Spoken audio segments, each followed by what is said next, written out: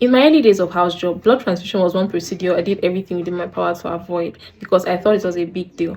And to be fair, it is a big deal, but once you understand the process and you carry out it becomes less intimidating.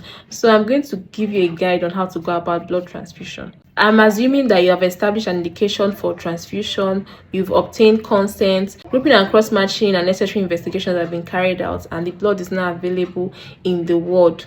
I'm now going to continue from that point. Before you start, make sure that emergency medications are available, like injection paracetamol, injection furosemide, injection adrenaline, injection hydrocortisone, normal saline. These are the ones I can remember. The dosages are readily available in your center, so you just use whatever you have. One important thing that you must write before you commence a transfusion is a transfusion regimen. This transfusion regimen will include the volume of blood to be transfused, the duration of time for which it is to be transfused, and what to do in case there's a transfusion reaction. So now you have written your transfusion order, emergency medications are available, and obviously blood giving set is available, and now you are about to commence the transfusion. You are going to cross-check and confirm the details of the blood bag together with the nurse in charge of the transfusion. So you are going to be confirming the bio data of the patient if it tallies. You're going to be confirming the blood bag number, the date which the blood was donated, the expiration date, the serology if they are all negative. You're going to confirm this together with the nurse in charge so that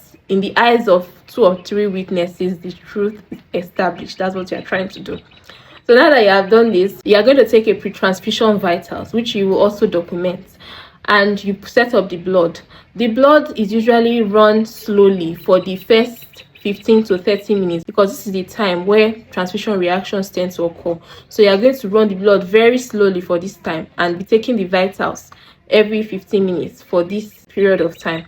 And once everything is clear, you're now going to set the blood for run for about 3 to 4 hours. By now you should already know how to calculate your drop rate, so you set it like that, and then the nurse in charge will continue to monitor the vitals of the patient to see if there's any possible transfusion reaction for which the blood is to be stopped immediately. So what are you going to write in case a transfusion reaction happens according to what is going to be in your transfusion regimen? You are going to stop the blood immediately. Depending on the transfusion reaction, you are going to give any of the emergency medications that I have listed. The doctor on call is going to be called, and then a blood sample will be taken from the contralateral limb and to be sent to the lab together with the blood bag so that they can do a regrouping and cross-matching. So that's basically an overview of blood transfusion. This is most of what I can remember, and this covers most of it.